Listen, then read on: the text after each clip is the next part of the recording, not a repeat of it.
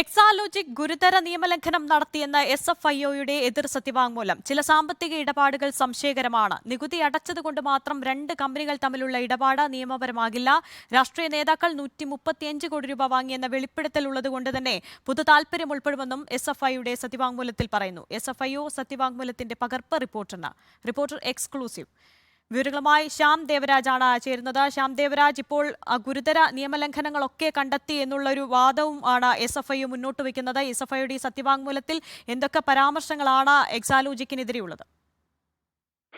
SFIO series fraud investigation ഒരു പ്രാഥമിക അന്വേഷണമാണ് ഇപ്പോൾ നടത്തുന്നത്. അതിലാണ് ഇത്തരം ഗുരുതരമായ കാര്യങ്ങൾ കണ്ടെത്തി എന്നുള്ളതും ഇനി കൂടുതൽ അന്വേഷണം നടത്താനുണ്ട് എന്ന കാര്യവും SFIO സത്യവാങ്മൂലത്തിൽ വ്യക്തമാക്കുന്നത്. അതിന്റെ പകർപ്പാണ് റിപ്പോർട്ടർ ടിവി ഇപ്പോൾ പുറത്തുവിടുന്നതും.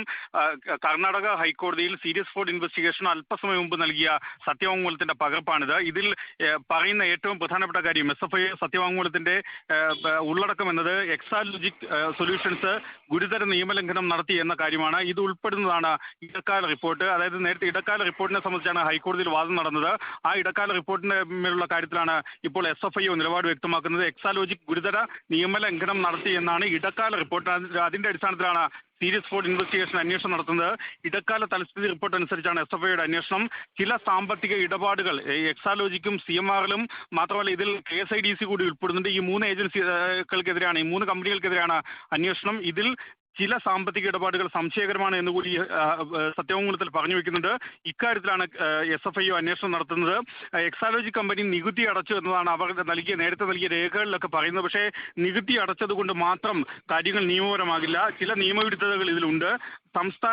കേരള സംസ്ഥാന നികുതി വകുപ്പിൽ നിന്നുൾപ്പെടെ രേഖകൾ ആവശ്യപ്പെടേണ്ടതുണ്ട്. അത് അക്കാര്യം കൂടി പരിശോധിക്കേണ്ടതുണ്ട് എന്നുമാണ് SFIOയുടെ സത്യവാങ്മൂലത്തിൽ പറയുന്നത്. മാത്രമല്ല ഇതിൽ പൊതു താല്പര്യമില്ല എന്ന കാര്യമായിരുന്നു നേരത്തെ പിണറായി വിജയന്റെ കമ്പനി അല്ലെങ്കിൽ അരവിന്ദ് പി ദത്ത കർണാടക ഹൈക്കോടതിയിൽ പറഞ്ഞത്. പക്ഷെ അതിൽ ഈ SFIO പറയുന്ന ഒരു വാദം ഇതാണ്: രാഷ്ട്രീയ നേതാക്കൾ 135 കോടി രൂപ വാങ്ങി എന്നൊരു വെളിപ്പെടുത്തൽ അതിലുണ്ട്. കാരണം പിണറായി വിജയൻ, PK കുഞ്ഞാലിക്കുട്ടി, ഇബ്രാഹിം കുഞ്ഞ്, രമേശ് ചെന്നിത്തല ഉൾപ്പെടെയുള്ള ആളുകളുടെ പേര് വിവരങ്ങൾ ചുരുക്കപ്പേരിൽ അതിലുണ്ട്. അതുകൊണ്ട് തന്നെ രാഷ്ട്രീയ നേതാക്കൾ 135 കോടി രൂപ കൈക്കൂലി വാങ്ങി അല്ലെങ്കിൽ കോഴ വാങ്ങി എന്നൊരു ആരോപണം നിലനിൽക്കുന്ന സാഹചര്യത്തിൽ തന്നെ ഇതിൽ പൊതു താല്പര്യം ഉൾപ്പെടും എന്ന് കൂടിയാണ് പറയുന്നത്. മാത്രമല്ല ഇതിപ്പോൾ നിലവിൽ നടക്കുന്നത് പ്രാഥമികമായ അന്വേഷണ നടപടികളാണ്.